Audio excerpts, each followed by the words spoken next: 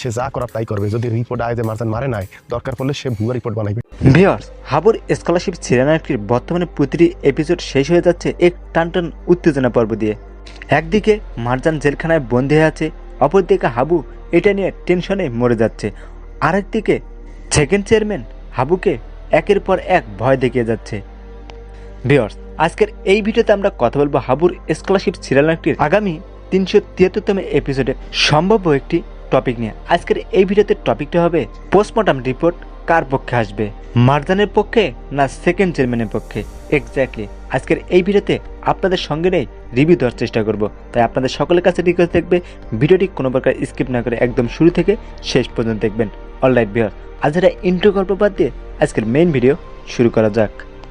বন্ধুরা, আপনারা সকলে জানেন মারজান কিন্তু ইতিমধ্যেই সেকেন্ড চেয়ারম্যানের খুনের দায়ে জেলখানায় আটক হয়ে আছে। কিন্তু এদিকে হাবু মারজানকে ছাড়ানোর জন্য অনেক চেষ্টা করে যাচ্ছে।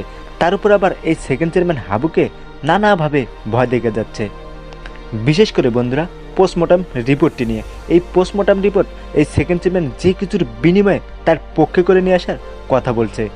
আর সেকেন্ড চেয়ারম্যানের এই কথা শুনে হাবু অনেকটাই ভেঙে পড়েছে। সত্যি কি সেকেন্ড চেয়ারম্যান টাকার বিনিময়ে এই পোস্টমর্টম রিপোর্ট চেঞ্জ করতে পারবে?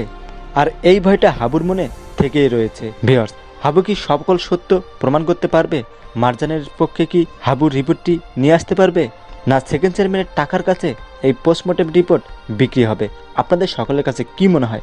অবশ্যই আজকের এই ভিডিওতে আপনার মতামতটি কমেন্ট করে জানিয়ে দেবেন, যদি আপনি হাবুর স্কলারশিপ সিরিয়ালটি সত্যি পছন্দ করে থাকেন।